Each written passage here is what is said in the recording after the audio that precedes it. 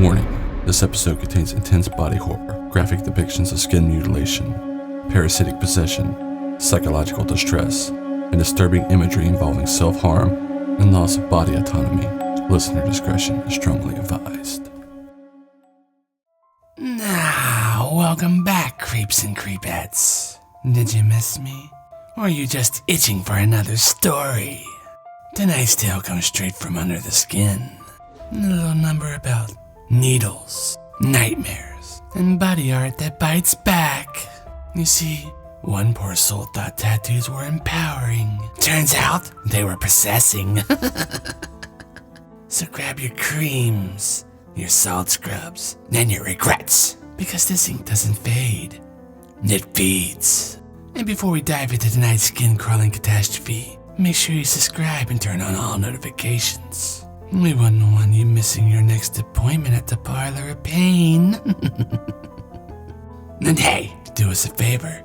Hit that like button cheaper than a tattoo machine on a half-dead flesh. Come on, give it a little love tap before it taps you back. Now then, on to tonight's story. And I call this one The Living Canvas. Enjoy.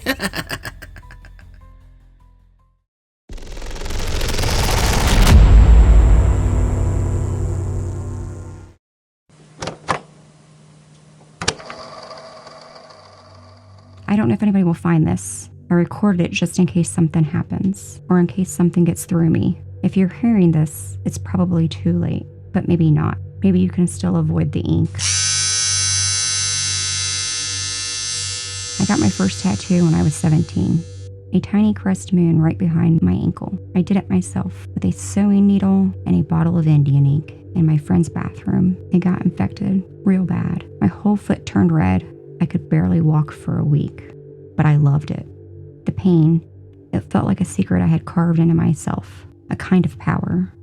Since then, I've covered nearly everything. Collarbones to calves, florals, symbols, wings. My arms are full of a delicate line work. My back's got this huge fox with burning eyes. I used to say tattoos were my armor, pieces of who I wanted to be stitched into my skin.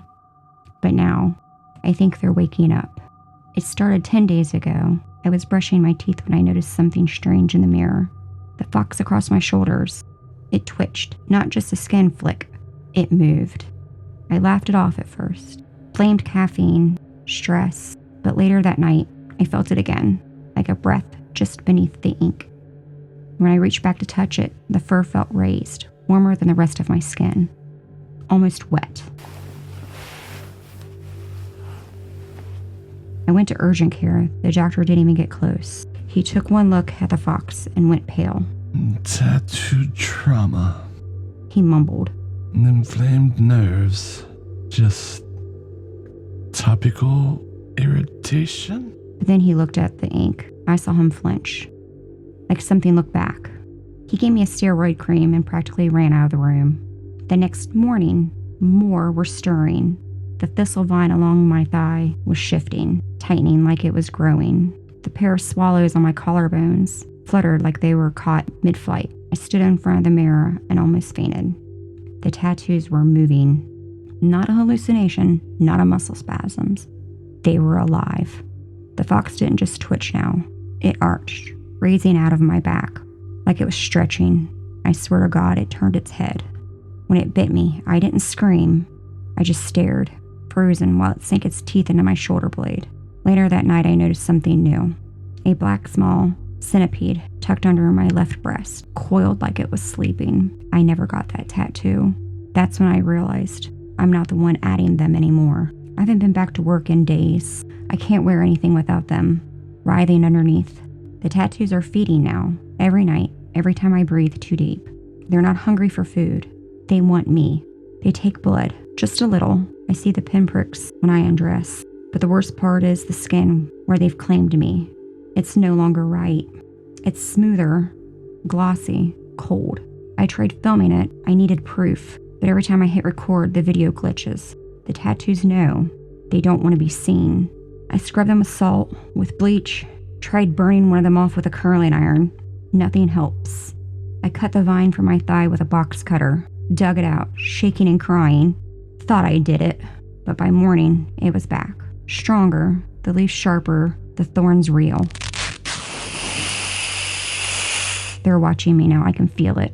The butterflies across my ribs shift when I breathe.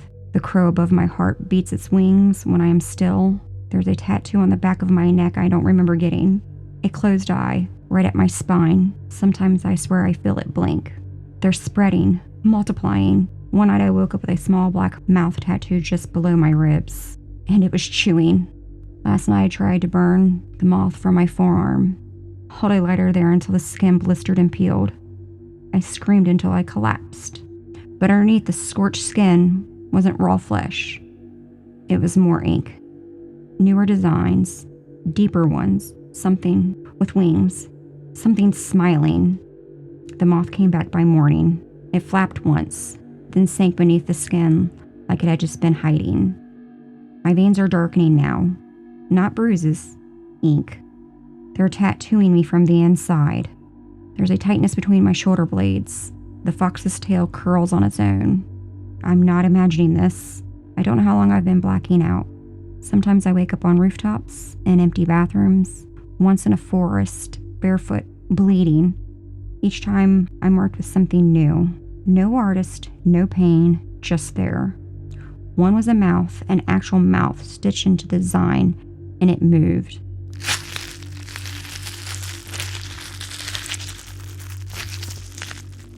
Today I lifted my shirt and saw a tattoo hand across my stomach. It was reaching from the inside. I'm not dying. I think I'm transforming. My body doesn't belong to me anymore. It's theirs. A canvas with a heartbeat. I haven't eaten in days. I don't feel hungry. They're feeding for me. Or maybe on me. I don't know anymore. There's something in my chest. It moves. Not a lung, not a heart. It pulses, but it's not mine. When I cough, I spit up ink. Black, thick, and bitter. The tattoos whisper now. Not words, not English, but I understand. Like I've always understood. Last night my reflection didn't follow me. The woman in the mirror was covered head to toe in shifting images. Eyes, claws, antlers, teeth, creatures I've never seen before. And she was grinning. My shadow doesn't move like me. It twitches, lags. Sometimes it wanders off. Tonight I peeled the last patch of bare skin off my ankle. There is no untouched flesh left. I'm not just inked. I'm full. I don't think they live on me anymore. I think they live through me. I'm not a canvas. I'm the doorway. And now I'm open. You're next. And all it takes is a little ink.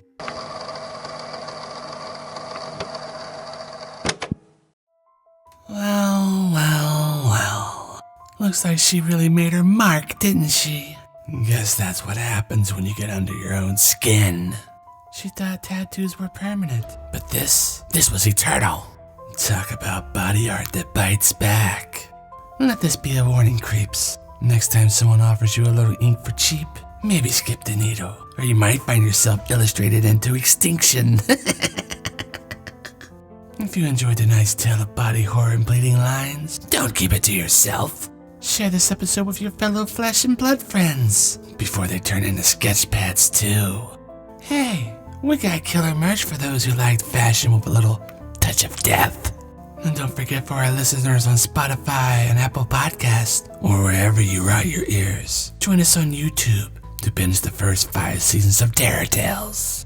They're all there, fully deadly, and always free. And then to keep up with all of our sinister stories, sneak peeks, monstrous merch drops, slither over to our website. You never know what's going on over there. And there's links to everything in the show notes. Next week on Terror Tales, we dig too deep. When a mutilated rabbit is brought into a containment lab, one scientist begins documenting his terrifying transformation after being bitten. What starts out as a routine study turns into a nightmare. Join us, won't you? You got thoughts on tonight's episode? Or even theories? Heck, even tattoo removal tips? Drop a comment below and tell us what you would do if your own ink started biting back.